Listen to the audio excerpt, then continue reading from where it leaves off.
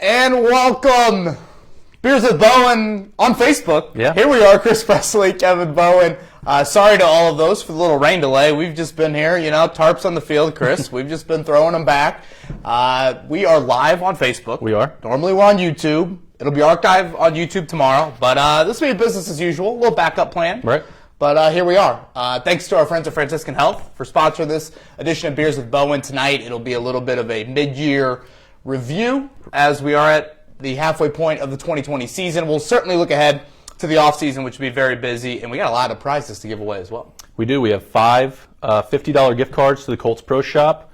We have this beautiful shirt sent over to us here that you can see Quentin Nelson win the pancakes that we'll give to a lucky winner as well. Yeah, we got to thank our friends at Colts Militia for sending us that. So, yeah, we'll give that away. And the final one would be a $250 gift card to the Colts Pro Shop. So that'll buy you just about anything in that Pro Shop. A really good prize. Of course, like Kevin said, we are here for Movember. Got the little Ryan Fitzpatrick look going myself. Look at that. But that looks good. Growing some facial hair for Men's Health Awareness Month. We are, and we'll be putting a link in the comment section throughout the night. Check that out. Throughout the end of the week, fill out a health risk assessment on My Franciscan through My Franciscan and screenshot that. And if you go to our contest page with your screenshot, you can be entered to win that $250 gift card to Colts Pro Shop. And then, as usual, as Chris said, the family feud that we always do to close out the show, those will be $50 gift cards as well. Absolutely.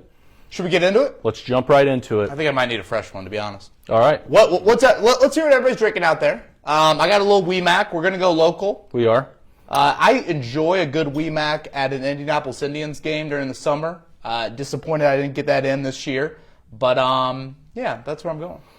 I got Pachanga back here. That's also a Sun King brew, but saw this on the shelf today. Thought it might be fitting. A little brand exposure. This is Platform Beer Company For the Shoe Indiana Pale Ale. So going to go ahead and give that a try. You might need to throw a few back tomorrow night. Definitely will. Maybe. We'll see. We'll get into that. 8:20 kickoff tomorrow night. We'll preview a little Titans game as well, but let's hop into it, man. 2020 season takeaways. First thing we want to jump into, defensive upgrades. Obviously, Kevin, going into the season, the DeForest Buckner signing or trade, was huge for us. Other defensive upgrades that you've liked this year? Yeah, I mean, it's unbelievable that we're sitting here talking about one of the best defenses in the NFL just because that's not the norm that we're used to in this market by any means. But it's been a slow rebuild to that side of the ball. And while DeForest Buckner will take home some hardware tonight from us at the midseason awards, Chris, it goes deeper than him. I mean, Xavier Rhodes, Julian Blackmon, Grover Stewart. Guys that have, in very different ways, have found breakout sort of seasons or resurgent seasons here in Indianapolis. Matt Eberflus, just a big wake-up call, I think, after that Week 1 performance in Jacksonville. We'll see if Kamoko Toure gives this team a lift down the stretch. That would be huge. Not tomorrow, but maybe Green Bay. Yeah. A week from Sunday for his return there. So, again, we're talking about one of the best run defenses in the NFL, defense that's taken the ball away at a really high level. So to me, that's probably my biggest takeaway at the midway point. And on the other side of the ball, the man under center, Phillip Rivers. And Phillip Rivers being who we thought Phillip Rivers would be. Yeah, man, he's a roller coaster. He is a roller coaster. And he is still an upgrade. I know we'll have a lot of people that will disagree with that. But I think something that fans have got to realize in the NFL in today's age, if your quarterback is not somewhat of a risk taker, the ceiling is going to be too low for you to try and win in the month of January. Are there times where he's too much of a risk taker? Certainly. But he is a guy that's willing to push the ball down the field, and I think that is why the Colts have had more success in the passing game than they did last season. So I just think you consider the lack of a rushing attack and the inefficiency of that wideout group. This is kind of the Phillip Rivers you're going to see. Ups and downs. There's going to be a Cincinnati game. There's going to be a game like we saw in Cleveland, or certainly even what we saw last week against the Ravens. But, yeah, a slight upgrade, but probably nothing more than that, to be honest with you. And then the third takeaway so far this season, the third or the fourth, is the constant not showing up. Yeah, and one last thing on Rivers, Chris. I don't think that anything I've seen so far through 8 games changes my opinion on 2021 needs. You guys have certainly heard me say it time and time again. A future quarterback has got to be in the works for this franchise, and that's paramount. last but not least. Oh, no, you got Constance? Yeah, the Constance not showing up. Yeah, I would start with T.Y. Hilton. And you know, he's a guy who looks like will play tomorrow night. I'm a bit surprised by that, considering he hasn't practiced in nearly 3 weeks. But he's going to play tomorrow night. He would be atop that list. And I put the offensive line in the run game. They've been terrific in pass protection. But again, when you signed Phillip Rivers for $25 million, you felt like these were going to be pieces that you would have in place and you could support him. And they just haven't with those constants. Right.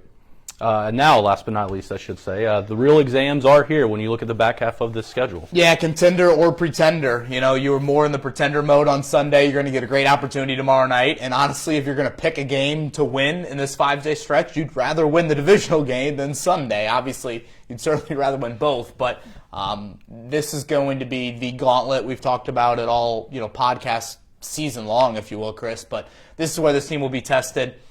You know, through the first 7 games of the season, you know, you were favored, I want to say it was 6 times. It was something, and you might see that answer maybe a little bit later in this Beers with Bowen. But, yeah, you are going to see the January test, and you're going to see a lot of them, which is good and bad. Obviously, it's a great barometer for what you have in the month of January, but certainly it's also going to test this team as they try to get in the playoffs. Absolutely.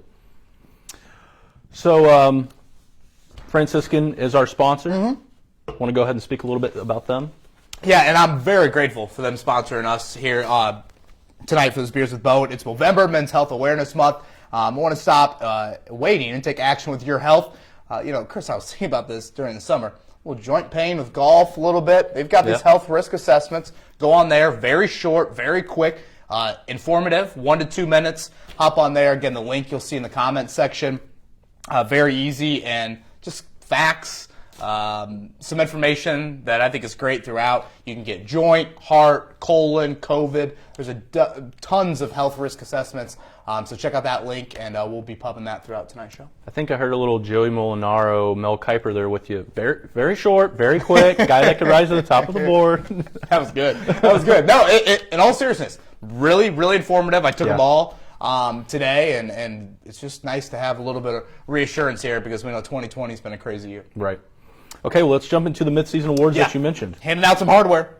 All right, the first one on the list is the MVP thus far this season, and you have that as DeForest Buckner. Seems like a no-brainer, right? You know, the best player on your best unit, I would give him that. You know, if you look strictly statistical, you know, maybe it's not top 2 or 3 defensive tackles in the NFL, but I just think his impact across the line speaks for itself. His ability to kind of disrupt things, both in the pass and in the run game. You trade away 13th overall pick, you need that high level of play. And I think he's given you that. So to me, this is a no-brainer. I don't know who else you'd throw in there as the MVP.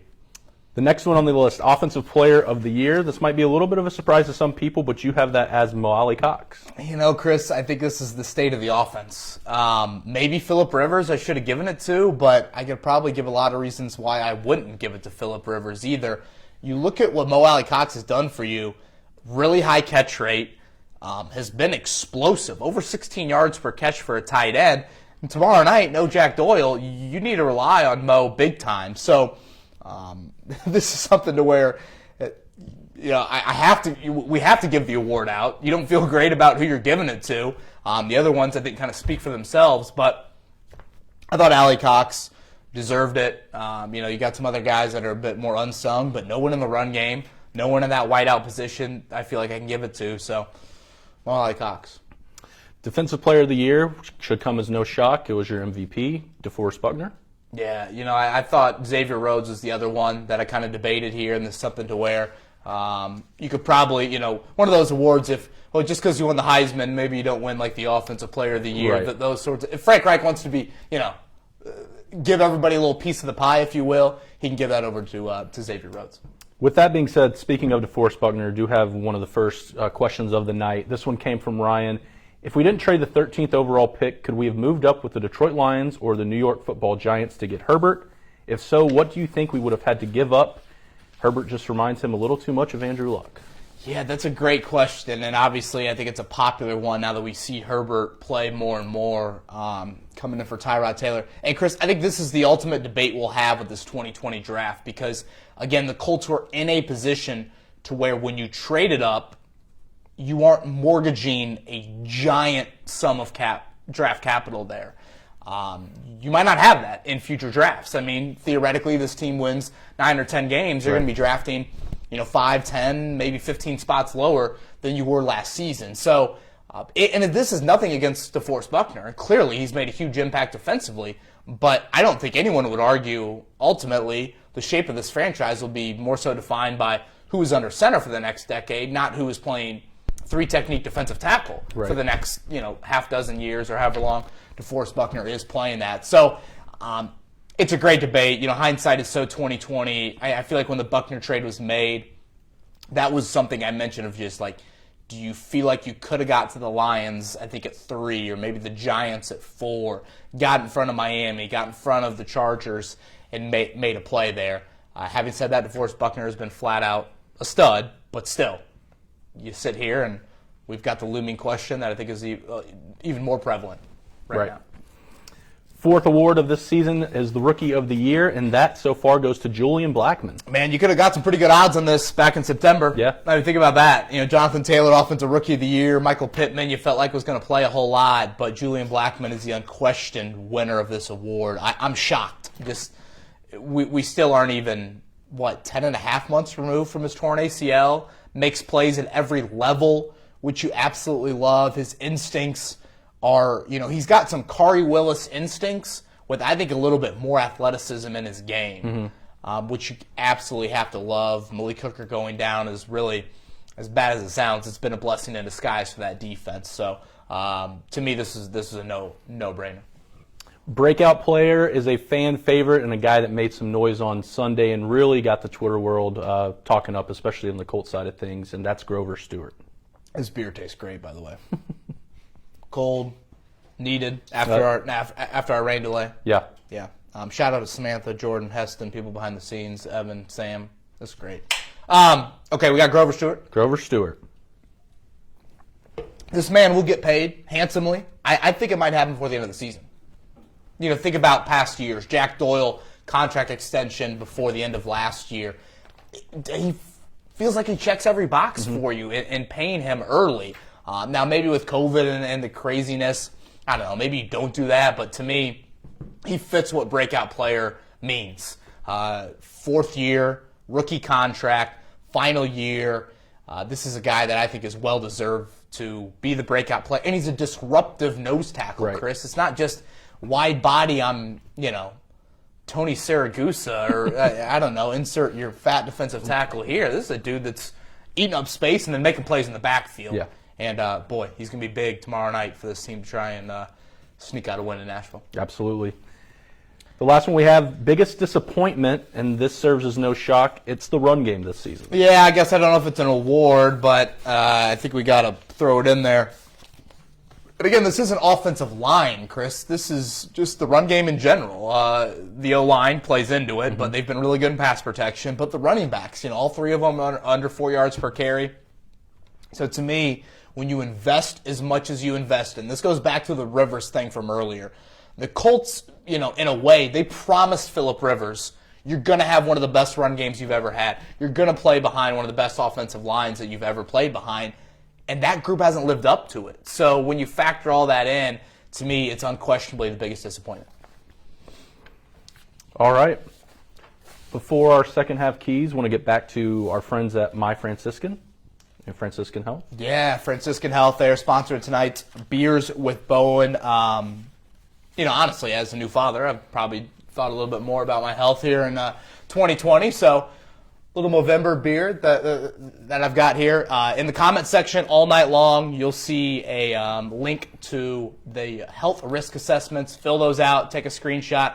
You'll have a chance to win, $250 gift card to Colts Pro Shop? Correct, $250 Colts Pro Shop gift card. And again, colon, lung, joint, heart, COVID, a little bit of everything. Sleep, Sleep, yeah, exactly. Boy, I certainly need that here in 2020. But again, go online. They're quick, 2-3 minutes, informative if nothing else. Like even if you find out, wow, I'm really low risk for this, or whatever, you still learn a little bit about that. So again, thank you to our friends at Franciscan Health for sponsoring this Beers with Bowen.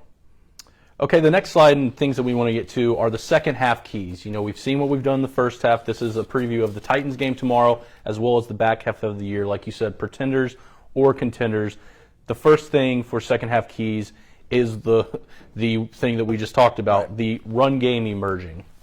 You know, you've really you've lacked big plays in the run game, Chris, and that was something that was huge for this team in trading up for Jonathan Taylor. They wanted more big plays out of the run game. They have not gotten that this year. Like I said earlier, Taylor, Jordan Wilkins, Nyheim Hines, they're all under 4 yards per carry. As much as we've talked about, oh boy, Taylor's not seeing holes and not being decisive and things like that, it's not like Hines and Wilkins are setting the world on fire either. Right. So this is really a collective group effort. To me, when you look at the current wideout group and you look at the up and down nature that you've gotten from the quarterback, until you get a supported rushing attack, I just can't see this team going on the road in the month of January and doing a whole lot of damage. So you don't need to pound it just to pound it, but you've got to start to find some production there. And I don't think you can be Jonathan Taylor in the doghouse. You've got to try and live with this rookie, try and grow him a little bit here in 2020 because this offense needs some sort of jolt. Next topic, the pass rush providing consistency. Yeah, and maybe this is nitpicking a little bit here, Chris, but I still am not in love with the edge pass rush right now. Justin Houston has been incredibly quiet over the past 4 games. Again, this unit's been really good against the run, but when you look at the pass rush, you're about to play Green Bay. You're going to play Pittsburgh in a month. What happens if you get Kansas City in round 1 of the playoffs? You got to get home with a 4-man rush. And again, this goes back to the Kamoko Turi conversation that we had earlier. I think he's going to be vital for that as well. So pass rush consistency, just want to see a little bit more pop out of that group. Third point would be the wide receivers emerging this season. Yeah, we'll see if T.Y. Hilton coming back tomorrow night can do anything. But, and we tried to make this clear on last week's podcast, Chris. It was T.Y. Hilton is a loss. He is a notable – there is a reason this football team is now 1-10 when he's not out there. Like, he commands attention. When you face Cincinnati a few weeks back, William Jackson, their top corner, follows T.Y. Hilton around the whole game. And now all of a sudden, you can kind of, he's not on the field, that attention, okay, it can go elsewhere. So wide receivers emerging. I really liked what I saw from Michael Pittman on Sunday. Do we see more of that now that he's healthy? He's such a smooth guy. I'd love to see some of the 50-50 balls that they kind of challenged DBs with at USC.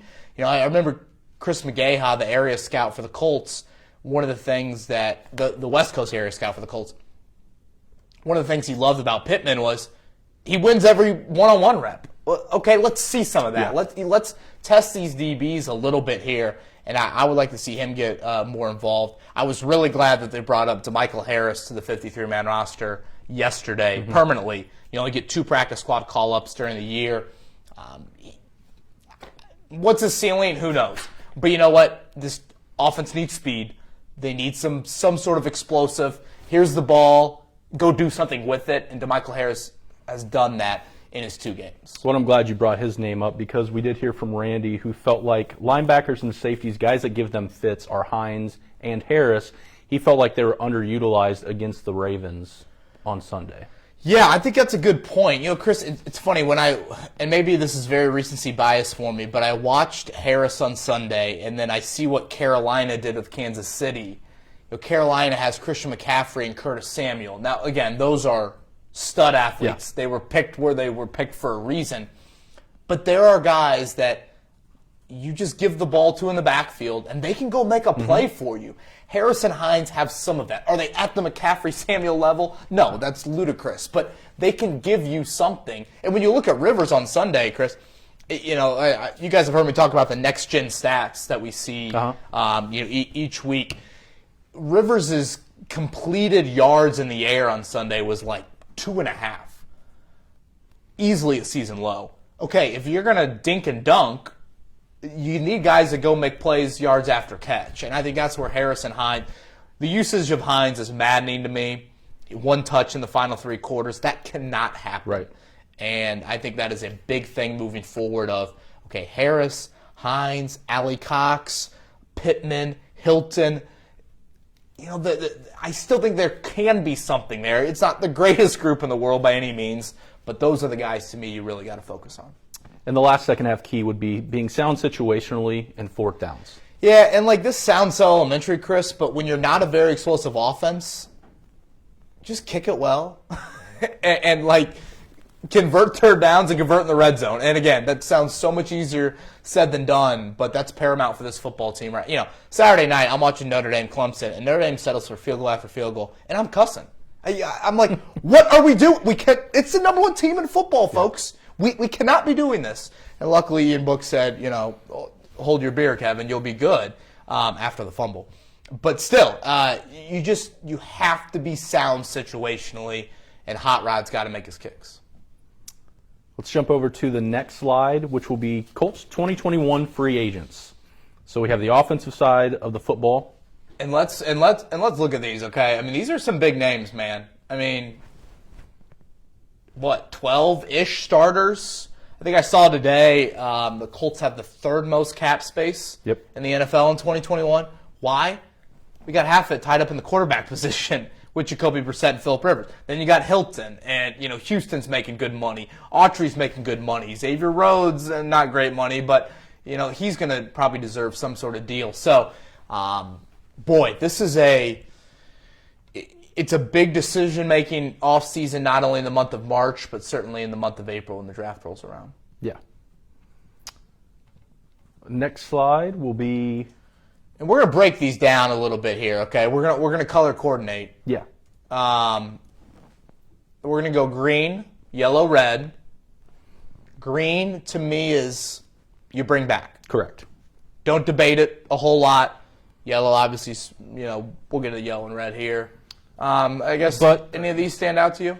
I think the two that are going to pop off the page immediately in terms of the comment section might be not as much Marlon Mack anymore, but I have heard some chatter reading through comments about Anthony Walker. Yeah, and that's fair. How I look at Walker is this. You're one injury away from really needing him. And we've seen that this year. Yes. You know, Darius Leonard, to me, it seems like, okay, I don't know, he's going to miss 2 games a year, something like that.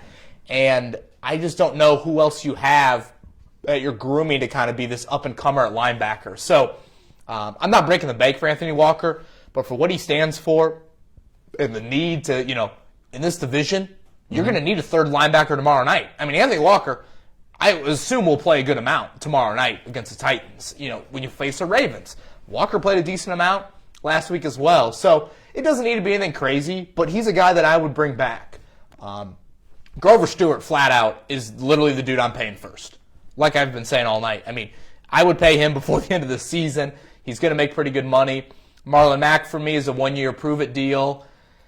You know, Justin Houston is a guy that I just don't know what you have behind him with those young defensive ends. You know, they haven't shown me enough. And I don't love bringing back Justin Houston because it is going to be an expensive one-year deal. And you drafted Toure and Banogu and Tyquan Lewis for a reason that you wouldn't have to have 32, 33-year-old defensive ends playing. But, you know, here we are. And then Xavier Rhodes, he's really surprised me with this play this season. Well, let's move to the yellow side of things. These are the questionable players to bring back. Right off the top, you got 2 of the offensive, I wouldn't say, well, I guess heavy hitters, but you got your quarterback and your number 1 wide receiver. We do. I would probably not bring back Phillip Rivers. You know, I think people that listen to our podcast certainly have heard me say before, start the next era. Get that clock started. To me, you know the ceiling with Phillip Rivers, and I don't think it's a ceiling that's high enough to, you know, dance under the confetti, as Chuck Pagano would say, or hoist it. It's just, okay, maybe you win a game in January, maybe you win 2, but that's asking a lot right now for him. He's only going to deteriorate even more physically. I mean, God bless him. I mean, that tackle attempt on Sunday, geez, turtle on the back. I don't know what that was. But in all seriousness, it's just something that I would probably move on from. I put him in yellow, though, because it is this awkward quarterback situation where if you don't re-sign him in March, you're pretty much saying to everybody, come draft time, we're trading up. And you kind of are showing your cards a little bit there. Hilton, some people would want him in red, to be honest with you. Do I trust Michael Pittman that much right now? Do I trust Paris Campbell that much right now? You've got to look at T.Y. Hilton, Chris, and say, $14 million you made this year. I'll pay you half that. Like, you just got to be brutally honest. I mean, this is going to have to take a significant pay cut if he wants to come back here. Mm-hmm. That's harsh. He's been an unbelievable player for this franchise since being taken late in the third round in 2012. So, yeah, Autry, maybe him, but none of these other names, I'm going to lose too much sleep over. Well, do you want to stay there with Hilton in regards to a question that we got from Old Daner? Sure. Talking about wide receivers? Well, and again, people continue sending your questions on Facebook. If we see anybody, we got Heston, we got people in the building that'll shout out some questions if you guys have any good ones. People that listen to the pod, they've heard Old Daner ask questions before, usually ask very great ones. So we wanted to get to one of his, asking, does Chris Ballard play fantasy football? If not, he should, because we've passed on playmakers like Fuller, Godwin, Galladay, etc., Juju. Those players are coming up in free agency. We've passed on people like DK, Debo, and A.J. Brown. Don't want to see ourselves there again in the future.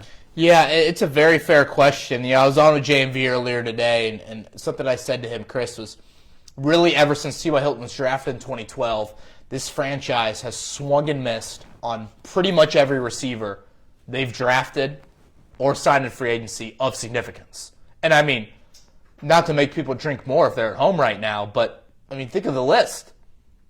Hakeem Nicks, Darius Hayward-Bay, Andre Johnson, Kamar Aiken, Devin Funchess, Moncrief.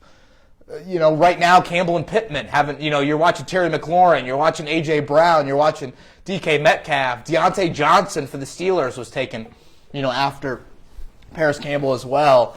Obviously, this year's draft class with what Chase Claypool and Laviska Shenault have shown as well. This franchise has just absolutely struck out in evaluating, in today's NFL, one of the most important positions out there. So that wideout group in March looks very enticing to me. Obviously, how this whole picture plays out with 12 potential starters hitting the open market, what you do with that cap space, what you do at quarterback. If you're bringing back Phillip Rivers, there's no way I'm giving him $25 million again. No. What's that conversation going to be like? So those are all questions, but I think that's a great point that old Daner makes. And let's move to the red section of the free agency outlook. Comes to no surprise, the first and last in Jacoby Brissett and Malik Hooker. Yeah, you feel really bad for Malik Hooker, and that's how it ends. But it just never seemed like a great marriage, even when he was on the field. Right. Jacoby Brissett, even if, to me, Chris, it's like you drafted Jacob Eason in the fourth round. He should be your backup next year. Even if, you go with Rivers and then it's just Eason as the backup, or you draft a guy, and trade up in next year's draft, something like that. To me, it's time to move on from Jacoby. But I do feel bad for him. Like, he's come in for 2 plays this year, and boy, they've been disastrous. Yeah. Yeah. I want to jump into a Facebook comment that we got. What do we got? This one's from Tyler. This is one that I think most people would probably ask. Are the Colts' woes in the running game an offensive line issue or a running back issue? Seemed like Marlon Mack was a great player, so it shouldn't really matter that much. Tyler, it's an interesting point. I go back to what I said earlier about Taylor, Wilkins, Hines. I think Taylor's 3.9 a carry. I want to say Wilkins is 3.7. Hines is 3.2. 3 different backs, vastly different running styles. To me, that's enough of a sample size to say something at the point of attack is not going right. And I know Frank Reich would disagree with that. But I'm sorry, this offensive line is not blocked to the level that you need it to block at. I thought there were some better moments on Sunday against a pretty good Baltimore front. But still, I think there's several factors that have played into it. I think there are some play calling tendencies that are frustrating to people as well. But I expect better out of this O-line. And it's something that Reich has mentioned before this year. Chris, think about when each team gets ready to play the Colts. There is this, oh my gosh, it's the Indianapolis Colts. It's this offensive line. Like, it's, here we are, we're playing the big bad team. You get a little bit more hype. You get a little bit more, let's go. We want to prove that we can compete with them. That's life in the NFL. You've got to embrace that, and you've got to impose your will and say, we are one of the best offensive lines in the entire NFL. So I think it is a decent amount at the point of attack. But having said that, Marlon Mack, you would love to see what he'd be doing if he was healthy right now. Yeah. Okay, let's go to the Colts 2020 schedule. This is a slide that we had in the beginning of the season. Right. One that we are going to update now. You had them at 10-6 to start the year. So far, pacing just about right around where you had them. I think right now I had them at 6-2. I think I had them beating the Ravens. You did, yes. This past week, but had them 10-6 for the season, and I felt like they would be in nice position, but knowing full well that honestly, this back half, Chris, that we're about to look at, it's tougher than what it was in March. Right. Pittsburgh's undefeated. The Raiders look like they're somewhat legit, I guess. Maybe Houston's not the same way, but still, this is a very daunting back half of the schedule.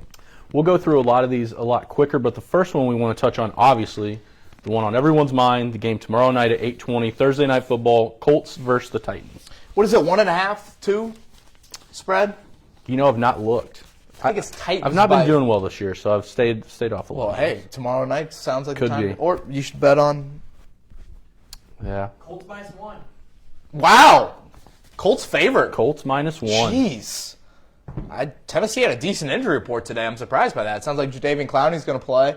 Wow, that's surprising me. I guess T.Y. Hilton, playing. I don't know if that's swinging the line 2 points, though. Chris, I have this as a loss. I don't love a short week, and I just feel like Tennessee is still a little bit more than Derrick Henry. The Colts really didn't see A.J. Brown last year. I only saw him for one game. The dude's a stud. Yeah. And if they can get Henry going at all and they're able to hit the play action really, it kept Baltimore on the field last Sunday in the second half. Now, it's a different looking offense, but still, Derrick Henry's had some success against Matt Eberflus teams. It is a different run animal for the Colts. I think it'll be a very close game. I think Hilton being back is big, but I'm going to go with the Titans just kind of squeaking one out. Yeah. Zach's question for us regarding that game. Which is more likely? Rivers throws for 300 yards plus 2 touchdowns and no interceptions, or Henry is held under 75 yards with no touchdowns? Oh, wow. Rivers 300 and 2 TDs? 300, 2 touchdowns, 0 interceptions. I got to go with Henry. Yeah. I mean, I know the Titans' pass defense hasn't been great by any means, but still, I mean, this run defense should be built for what's going to happen tomorrow night. And again, no Taylor Lewan for the Titans. It is interesting to note that I think Eberflus has been the defensive coordinator in Indianapolis for 42 games. Only 100-yard rusher in those 42 games, and it is Henry. Yeah. He's been over 5.6 a carry against the Colts, which is very high, much higher than, honestly, his average. But still, I feel like the Colts can stop the run. I don't know if they will stop it to that degree. I mean, that is, where do I sign up for it?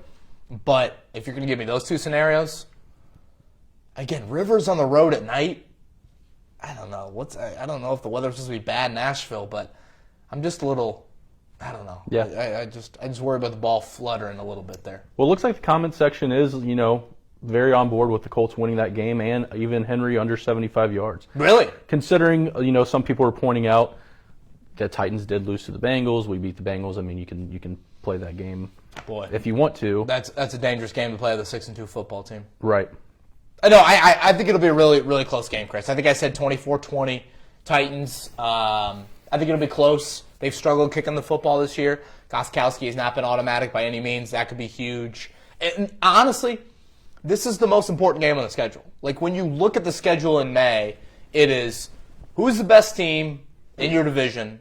That's probably the most important game on the schedule. Yeah. You want any chance at winning the division, you win tomorrow night, point blank period. Okay, so let's run through the remainder of the games, and if there's any place that you want to stop and elaborate, obviously. Yeah, fire them up there. Let's see them all. So, loss to the Titans, loss to the Packers, beating the Titans again at home, so splitting that series, winning at the Texans, winning against the Raiders, winning against the Texans again, so sweeping that series this year, losing against the Steelers, which I don't think will be a surprise to most people because we constantly especially at Pittsburgh, man.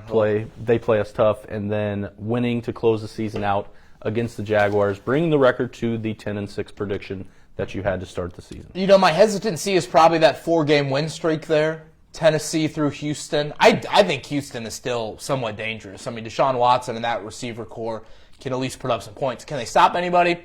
Probably not. Can they protect Watson? Who the hell knows? And then winning at Las Vegas. I mean, that's the other game. Still sounds weird for me to say Las Vegas out loud. The Raiders. That's a huge game. You've already lost to Baltimore and Cleveland, two teams right there in the wild card picture with you. If you lose to the Raiders, that will significantly decrease your playoff odds. And not to get, again, too crazy playoff scenario because we're only halfway through the season, but the Colts have lost 3 games. All in the conference. 1 in the division. Yeah. You'd rather these losses be against Minnesota or Chicago or Detroit or Green Bay even if you're going to lose a game. Like, you need to start to win divisional games. You need to start winning conference games, and especially against the teams like Tennessee or the Raiders. I mean, those are the teams you're going to be matched up against. Pittsburgh, obviously, is going to be a different class. So, yeah, those are huge, huge down the stretch. Based on this 10-6 prediction, we did have a question in the comments section. Now through Frank Reich's tenure here, how would you grade him so far? With 10-6 or like right here, right now? Either or, you can pick. Either you can do now 10-6 or both. I'll go right now, 5-3. I would say, I'd say a B-. I mean, winning a road playoff game your first year. I think I got the burps coming on my beer. Winning the road playoff game first year. I mean, job well done, certainly. 7-9, not great. You had the Andrew Luck saga. With that, I don't love how last year's team bottomed out. Right. You know, you want to see your teams ascending late in the year. Is this going to be one of those bottoming out as well? So that's something that I do worry about a little bit. But yeah, I would say, I don't know, B-, C+. This team needs to start to be a perennial playoff team. When you call Jacoby Brissett a top 20 quarterback, when you stand on a table for Phillip Rivers, you're telling me that you think you should be a playoff team. You go 2 years, don't make the playoffs, that seat's going to get warmer. You know, I've said it before, I think Frank Reich and Chris Ballard are the right guys for the job, and I believe that, but sooner or later, Chris, the results have got to happen. Yeah. All right, before we move on, one more mention here from our friends at Franciscan Health. Prostate, lung, and colorectal cancer are the 3 most common cancers diagnosed for men in the U.S. I want you to go ahead and click that link in the comments to take the Franciscan Health assessment. Again, like we had mentioned, it's always more treatable the earlier you catch it. To be fully honest and transparent, the reason Kevin let me read this one to you guys, my father passed away 4 years ago in his early 60s, 2 colon cancer. It was something that could have been prevented probably or caught a little bit earlier. He might still be here. He'd love watching with you guys on Facebook and eventually YouTube. And so a lot of you out there have parents in that demo. You're parents yourself.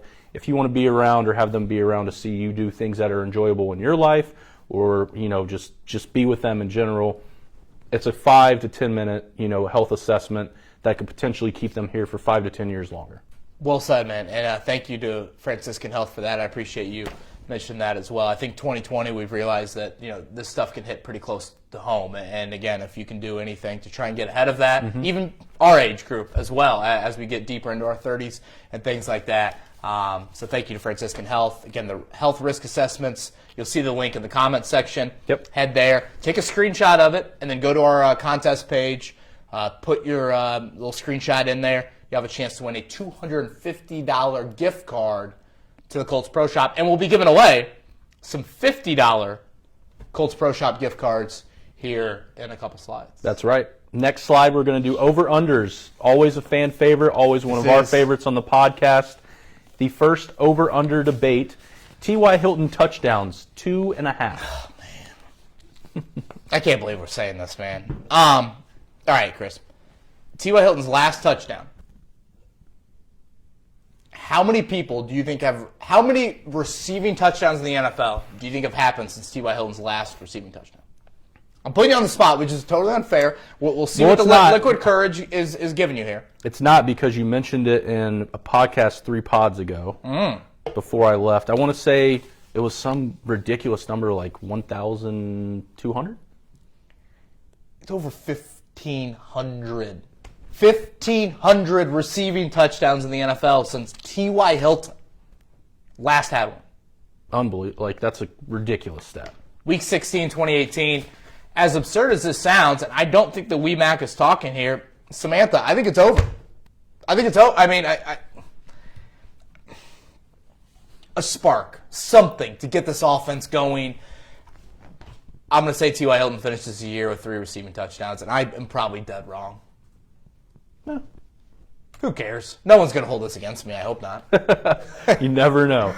Over-under debates continue with DeForest Buckner sacks, 8.5. Yeah, I'm going to go under here. Right now he's got 2.5, so we would need 6 in the final 8 games. You will see some pass-happy teams in Green Bay and Pittsburgh, but it just seems like with DeForest this year, it's been more the quarterback hits and less of the just outright sacks. And let's be honest, until you create an edge presence, which we talked about earlier, he's going to get the double, and he's going to see a lot of attention on third down. So I will go with just slightly under. I think it'll be really close to 8.5, but I'll go with under here. One that will cause probably some chatter here on the Facebook live stream. 2020 snaps for Jacob Eason. You have that at a half. Yeah, I mean, this is over under, folks. Yes, it is. We got to go with a half here. I think it'll be under, man. It's I've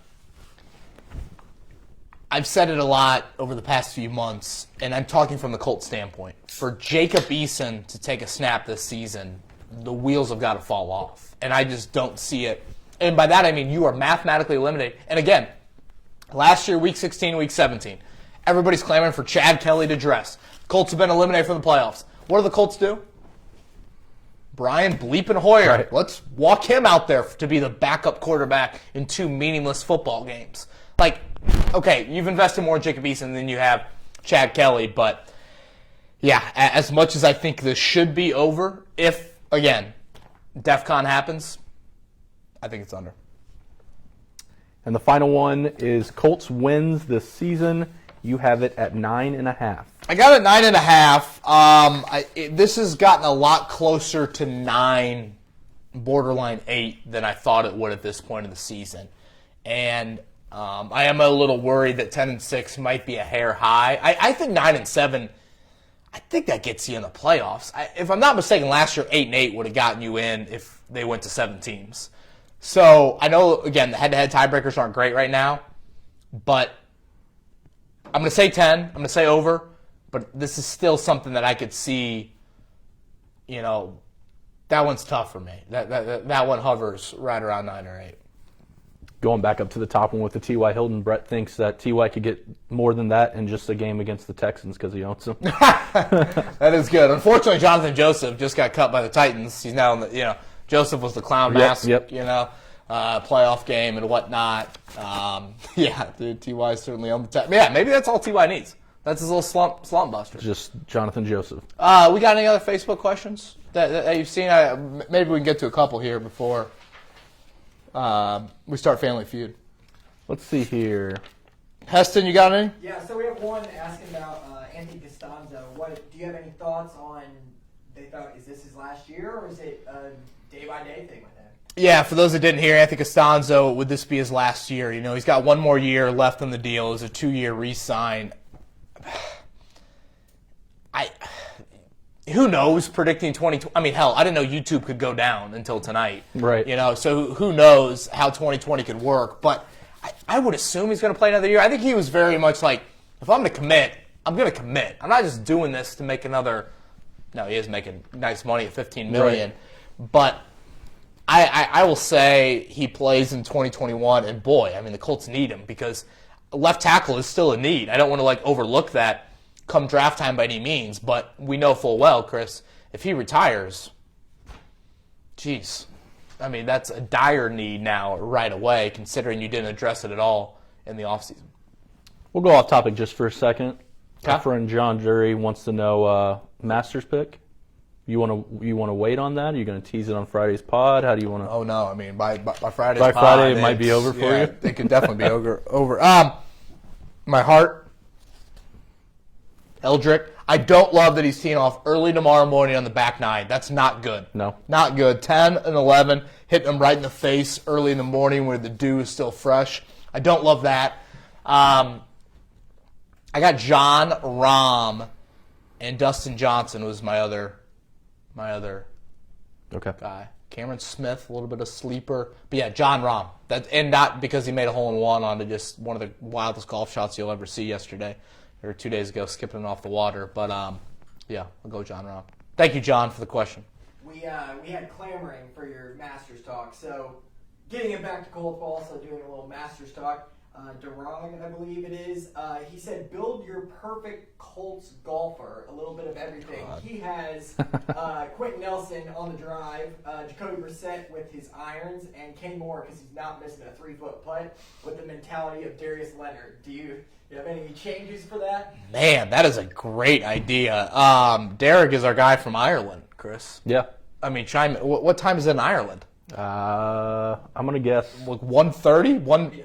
Yeah. 5 hour difference? It might be 2 a.m. 1 or Jeez. 2 a.m., yeah. We should have had our Guinness poured. I know. Sorry about Derek that. there. Boy, Colts golfer there. Okay, Quentin Nelson hitting the drives. Quentin looks too stiff for me. I don't know. Let's get Grover hitting the driver. See what Grover Stewart can do with the big stick in his hands. Iron play, Brissett. I know Ryan Kelly can hit the long ball. I don't know about his iron play. McAfee or Vinatieri, honestly, pretty good golfers back in the day. So, kickers are always good at something. Hot Rod, can he play golf? I mean, he does Legos. I don't know. Can he piece his way? Is that what he's a Lego guy? Lego guy. I don't know. Piece his way. Kenny Moore, yeah, Steely. Kenny Moore, I feel like he should be more Colts fans' favorite player. Kenny Moore might be looking at, especially today, that every time they take off for their destination, Kenny Moore might show up looking the best or most like a golfer, that even if he's not the dapper. Yeah, show up, the knickers, everything. I was going to say, the undrafted free agent from Valdosta State is now one of the highest paid nickel corners in the league, and I think his wardrobe indicates a little bit of that. Yes. Yeah. Best pound-for-pound player for the Colts. I'm wearing my football socks again. They're lucky for you. Yeah, I wear them every Beers with Bowen. I think that's the only time I wear them. All right, Family Feud time? Family Feud. So, again, these are $50 gift cards Yes. we're going to be giving away here. Correct. And, Samantha, before you pop the first question up here, Heston will be in the comment section, ready to go. The first person to respond wins a $50 gift card. Yes. $50 gift card, Colts Pro Shop. And I don't want to see people arguing, okay? Heston has got great eyes. He'll be in there. We trust him. And I would say these are fairly easy questions. Yeah, and what we're going to do, just like we did last time, if you are the winner, when Heston lets us know, you can either DM myself on Twitter or the Facebook Twitter account or me, or whatever. Just get a hold of us some way. We have your name. We'll have everything saved. We'll get a hold of you and get you that $50 gift card just in time for possibly a nice Christmas present for someone. Great call. We got 5 questions, and we'll have a 6th one to give away this. And again, these are our friends at Colts Militia, teespring.com, where you can find this beauty. They have several different shirts, different players. So we'll throw this as a 6th question as well. Perfect. All right, hit him. All right, we will start off with, how many times have the Colts been an underdog in their first 8 games this season? How many times have the Colts been an underdog in their first 8 games this season? Second easiest schedule in the NFL so far, Chris. So you got to think it's a lot. But it doesn't sound like they're an underdog tomorrow night, based off what Heston just gave us. I know. I don't know how many times they're going to be favored the rest of the way. All right, we got lots of them rolling in, a lot of 3 answers, a lot of 0 and 2s. We have no right answer. No right answers as of yet. I think you threw them off the trail a little bit there, Kevin. So the underdog is, and I might have misspoke earlier, they've only been an underdog. I think we might have the right answer in there. Andrew Thomas. 2. 2 times they've been an underdog, right? 6 times. That's a Chris. 6 times is a favorite. I think I misspoke earlier. 6 times, okay. 6 times is a favorite, 2 times is an underdog. So we will go back through. It looks like CA. CA in there. Is that who you have, Heston? I have C.A. Daly, it looked like, was the first person to say 2. 2 times as an underdog. Baltimore and Cleveland, the 2 games. So, yeah, the Colts, well, again, as Heston said, sounds like they're a favorite tomorrow night, 1-point favorite. All right, let's end with number 2. Moving on, who leads the Colts in yards per receptions this season? I have a feeling this one will be answered fairly quickly. Yeah, it's kind of been one of the darlings of the early part of the season. We got it quick. The one just went up. There it is. Mojo. There it is. Tyler Robert Seabolts. Tyler chiming in. He's loyal. He's loyal. Tyler, congrats. $50 gift card coming your way. Send us a DM.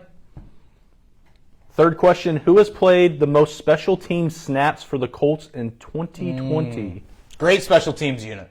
Great special teams unit. A little bit of leakage against Detroit, but they've been pretty darn good this year. So it's not the leading tackler on the special teams unit, but yeah, I don't want to give too many more hints than that. This one might be a little bit tougher. A lot of Glasgow coming in. Not him, unfortunately. Has made some great plays. Yes. Yeah, got great hair. There's our first George Odom. It is not Odom.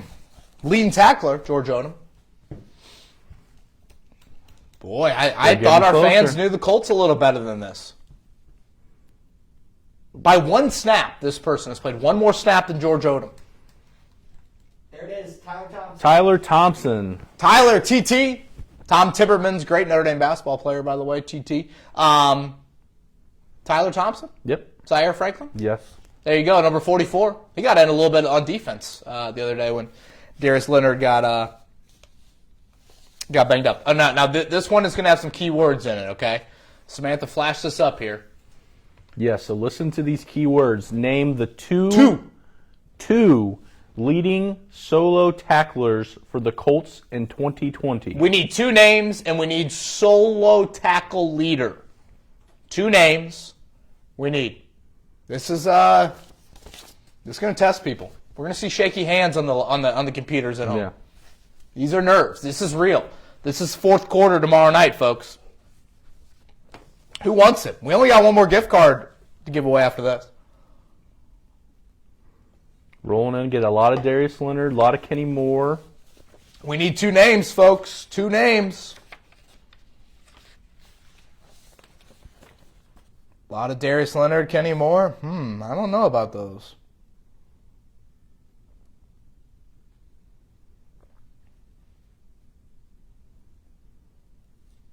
Anybody? Nobody yet.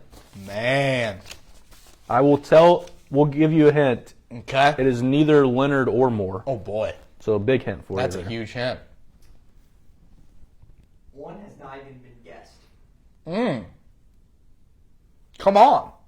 You think the drinks are getting to the people? I think the rain delay impacted some of the viewership. It could have. And we could be on till midnight. we might be on till Colts kick off tomorrow night, till Buck and Aikman get us started at 8:20. 2 names. 2 names. It's not Darius Leonard and Kenny Moore. Who else makes tackles? You know, this is making me kind of somewhat happy knowing that there's potentially this many players that our fan There base is. thinks makes these kind of tackles. I So, assume Kari Lewis has been guessed a lot. Willis has been guessed a lot. Been really good this year. Solo tackle leaders. Typically they play the... Katie says she would have gotten this if it was on YouTube and not There Facebook. it is. Paul. There we go, Paul. You got it. Bobby Okereke and Anthony Walker. Paul, have another sip of your beer. Cheers to Paul. I mean, what an effort by Paul. I mean, come on. That was light. So what did Katie say? If it was on YouTube, she would have gotten it? Joking around saying, "Oh, if this question was on YouTube, I'd have gotten it right."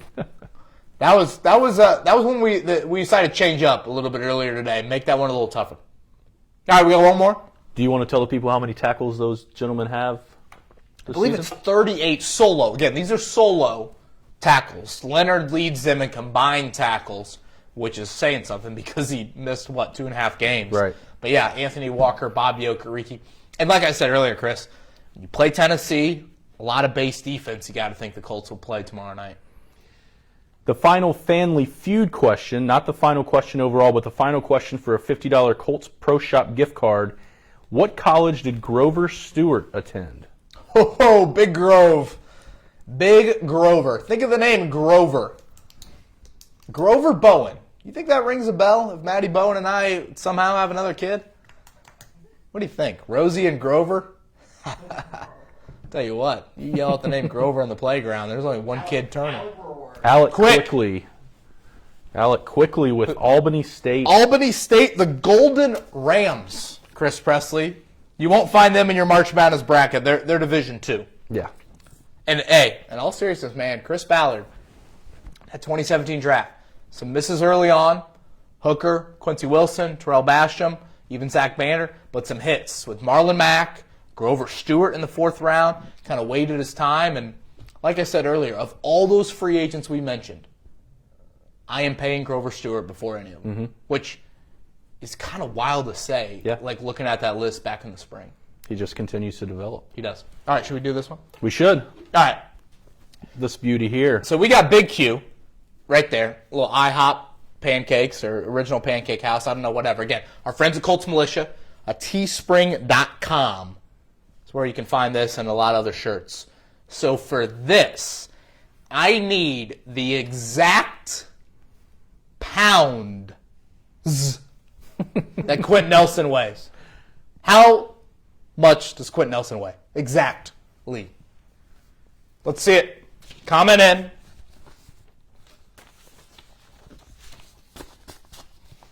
It can't be that hard. I feel like they it's kind of 6'5", I guess we'll give them height, but I need pounds. Exactly. They're getting close right out of the gate. What do we got? What were some of these guesses? 326, Ooh. 331. Oh! We had 256. 256. 256, that was what, like Jerry Jones back at Arkansas. Who we got? Rich Trimble. Rich. Congrats. He gave the big 330. He did. 330 for Rich. 256. Quentin Nelson has weighed 256 since he had a couple stripes on him in 5th grade. Yeah. Jeez. 1957 Baltimore Colts, I don't think, had a 256-pound offensive lineman. That was good. That was fun, man. That was fun. Okay, like we said, contact either Kevin, myself, or go directly to the fans' Facebook, Twitter account. Send a DM if you were one of the winners. Again, appreciate everyone watching. We do want to go ahead and spend some time answering some more of your questions, especially if it relates, to the Tennessee game tomorrow or something that you heard today that, was thought-provoking for a question. We're going to leave these comments up here for a couple minutes, and Heston and myself will read through them and send them over to Kev, who will answer those for you. Yeah, feel free to chime in again on our Facebook page. And thank you, everyone, for watching tonight. I know we had a little bit of blame it on YouTube. Like I tweeted earlier, they are the 2020 Jets. I can't believe they are down. YouTube is down. I guess I shouldn't say they. But again, thanks for coming over to the Facebook page, and to our friends at Franciscan Health for sponsoring this Beers with Bowen. The health risk assessment link will continue to be in the comments section. Take the health risk assessments. Informative. They're easy. They're necessary. Certainly here in 2020, I know myself as a new father, I've thought a lot about my health here this year, and unfortunately I've had some people close to me pass away, so it is something that I've thought a whole lot about, and Chris shared that earlier for him as well. So screenshot the health risk assessment, go to our events page, our contest page, and upload that, and you'll have a chance to win a $250 at Colts Pro Shop. Yeah. You can do some damage in there. You can. A lot of damage in there. Someone asked earlier what jersey I would buy if I won the gift card. I mean, you could go with the Quentin Nelson, Darius Leonard.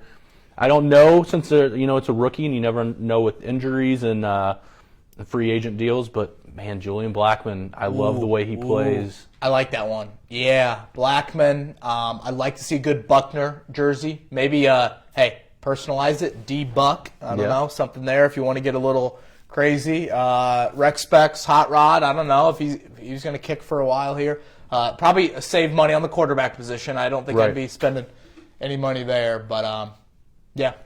Well, let's jump to the quarterback position. Steven wants to know, as of right now, what rookie quarterback would you want to draft this year? I'm a big Justin Fields guy, Chris. And nothing against Trevor Lawrence, although his team did not beat my team on Saturday night, in case anyone missed that game. There's this infatuation with Trevor Lawrence, and I think he's a really good football player, don't get me wrong. But I'm not there, commit the type of resources to him. I don't know if you listened to Monday's podcast, Chris, but we had a question on, would you give up 4 first-round picks for Trevor Lawrence? It's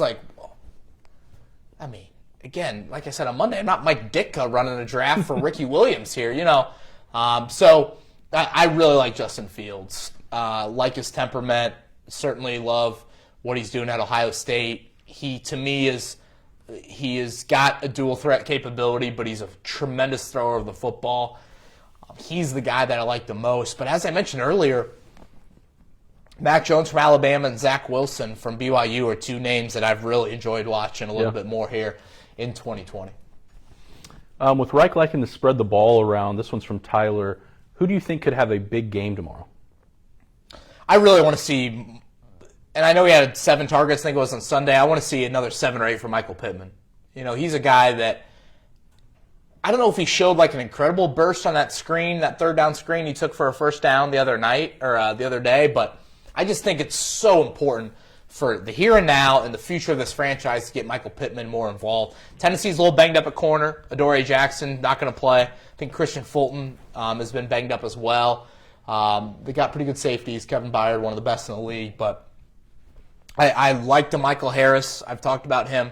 But I think Michael Pittman, Chris, getting him involved would be wise. And, tomorrow, think about this, folks. You got Mo Alley Cox on your fantasy team. It's got to be a must-start, in my opinion. Again, Jack Doyle, when he was out week 2 against the Vikings. Now, Trey Burton didn't play week 2 either. But Mo Alley had the breakout game, over 100 yards, and was really the darling of the NFL, it seemed like, after that win. So he would be a name that I'd be looking to possibly start. Well, without Evan Cheeks tonight, he did want to comment, ask how could 2 large men only drink 1 beer? Wow, Cheeks, I'm on 2, and I'm about to go to 3, man. I'm driving home, Cheeks.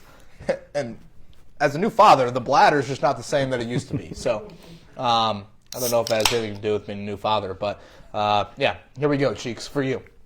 Garrett says, maybe I'm thinking too far in the future, but could Carson Wentz be in the Colts' future? It's funny. I get a lot of those, Chris, about Darnold, Wentz, Dak Prescott, some of those names that could be on the open market next year, trade or free agency. I want your opinion on this, Chris, but I'll give mine here. Carson Wentz or Sam Darnold? Again, you got to trade, and then the second contract's coming very soon. Right. To me, and I know the injury is more there for Wentz, although the injuries are starting to build up for Darnold a little bit here. I think I would take Wentz over Darnold. I don't love either of those options by any means, but, Wentz has gotten he was the MVP of the NFL for 3.5 months and did a huge part in Philly getting home field and eventually making that Super Bowl run. Obviously, the right connection. Again, I don't love either. Yeah. But if you're going to make me pick one. Yeah, like you said, Wentz would be coming back to an offense designed by Frank Reich, and he wouldn't be on the, our pass protection has been solid. Very. He wouldn't have to be on the run as much as he has been in Philadelphia. They've been banged up front. Sam Darnold, I know he's young. The Jets have ruined him, I feel like. I think he's scarred, man. When you're a player in the NFL that's clearly saying, it's like I'm seeing Ghost out there, I don't know if I want you on the team. Sounds like my nephew, waking up at night afraid that he's sleeping. Yeah. Cheeks, these are pint beers as well. These are some large beers. So. Yeah, and you want to know what Cheeks is at home drinking wine. So I don't need you. I'm not trying to discourage wine. I went to Napa recently, but don't come at us about your little glass of wine when we're up here drinking. Move on from Cheeks. Samantha and Heston are here. We don't have time for him. Heston, any others back there that you've come across that you think we should answer? So we're talking about the QB, and then you talk about rookie QBs coming up. Someone made a great point about Tua in Miami. Do you think they will be shopping their first-round pick since Tua's overperformed? It's only been a game, but any thoughts on maybe not just Miami, other teams moving up and getting a quarterback? Yeah, that's interesting. Does Miami still have like first round picks, or was that just last year? I mean, they had so many last year, They didn't had they? 3 last year, I believe. Yeah, I don't feel like they have a lot left over. But, Chris, I think it's something we mentioned earlier. The teams the Colts need to hope lose moving forward, Houston, the Giants, the Bengals, the Chargers, all these teams that have a franchise quarterback, liked our franchise quarterback, just drafted one in the first round. Get those teams moving up the draft board, way up. So you don't potentially have to make some quantum leap. I was looking up back in the offseason. Obviously, we'll look this up a lot more come 2021. But, there haven't been many trades from deep into the 20s into the top 5. I think Atlanta honestly made a quantum leap to go get Julio Jones, which certainly worked out very well for their franchise. We saw some trade-ups for Goff and Wentz back a handful of years ago, but those would be the teams that I think you would want to be up there. And this is just it's a look in the mirror moment for Chris Ballard and for Jim Irsay. Yeah. We feel like we've built the roster enough. There's still holes, but you feel like you've built it enough. And if you fall in love, you can't stand pat, sit on your you-know-what. Like, you got to move up. We've talked about it endlessly. Kansas City and Houston moved up. I mean, I think if you looked at the franchise quarterbacks in today's league, the younger ones, so many of those teams have moved up for that player without sitting there at 1 or 2 or wherever. Even Buffalo moving up to get Josh Allen, like things like that. These teams know full well how much that position means. So, if you love it, go.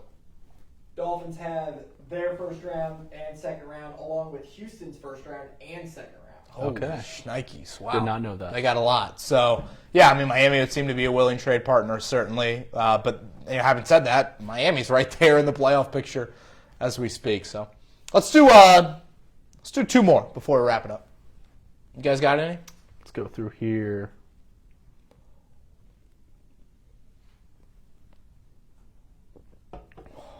That beer still tastes great.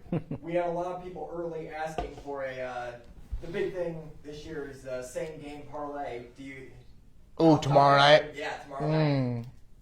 Well, I'd be curious Hilton receiving yards, but I'd be a little nervous him coming off the I would say Mo Alley Cox and over on the receiving yards there. I like Mo Alley Cox maybe to score in the game as well. T.Y. said at 35.5. Oh my gosh, you Really? gotta think that's over. You would hope. Cox at plus 310 to score anytime. Yes, pound it. The only thing I worry about with T.Y. is maybe pitch count, for him coming back.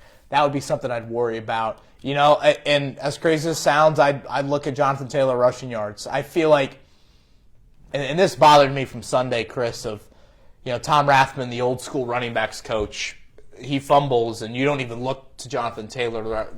Yeah. The Colts aren't in that position right now. And the accountability definition, I feel like, is so up and down with this Colts team of, Vinatieri and Taylor. It's just this guy's 47 and is hurt. I get that the resumes are different, but I feel like you got to give Taylor another chance. I don't know, short week, D-line, tired for the Titans. I wrote this in a notebook earlier in the week. I want to see the Colts go up tempo tomorrow night for 2 reasons. 1, I feel like they're in a better rhythm when they do that. 2, the Titans had 5 defensive players. That's a lot. Yeah. Play every single defensive snap on Sunday against the Bears. Now, some would say defensive snaps against the Bears are not that difficult. They played 77 defensive snaps. That is a huge number. So if I'm looking at 5 of their 11 defenders just played every single defensive snap on Sunday, and you got a short week, and we've had success, if I'm Frank Reich, with the up-tempo. And you've wanted to see more of that all year anyway. Yeah, I've been certainly preaching for that. So that is something that I would like to see. Tyler asked if you had a steal a player card for this team for this season only, and your options are Hopkins, Adams, T.J. Watt, Kelsey, Myles Garrett, Who do you pick and why? Holy smokes. Give them to me again. Says Hopkins, Adams, T.J. Watt, Kelsey, Miles, Garrett. Devontae Adams good at football. Yes, he is. Yeah, he is. Man. I'd love to say a receiver, but Watt and Garrett are really standing out to me. I don't know if I can trust Garrett. And a Watt in Indianapolis probably goes against a lot of what Colts fans would want. Adams or Watt? But Hopkins, I just don't see Hopkins enough. We need Arizona in primetime more. I know they were in primetime a little bit. But we need Kyler Murray on our TVs a little bit more. That's a great question. Yes, it is. And I love how he threw out names, not giving me Mahomes or Donald or something like that. All right, we got one more, or should we wrap it up? Colts tight end to start this week, like you said. It's already. I like Burton too. I mean, I don't want to discriminate there. I think Burton could be involved, and we know come inside the 5-10 yard line, he does a lot of things.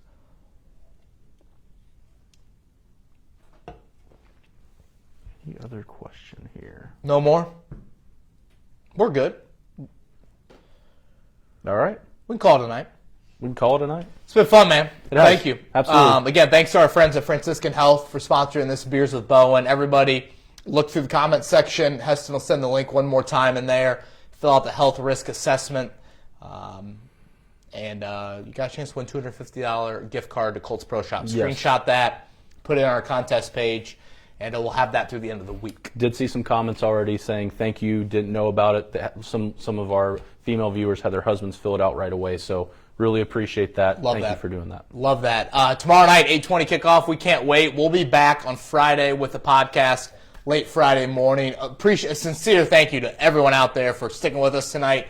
YouTube being down, hopping over here on the Facebook page. This will be archived on YouTube if you missed that as well. Shouts to Samantha, Heston, Jordan, Sam, Evan, everybody out there that made this possible. Chris Presley, I appreciate it.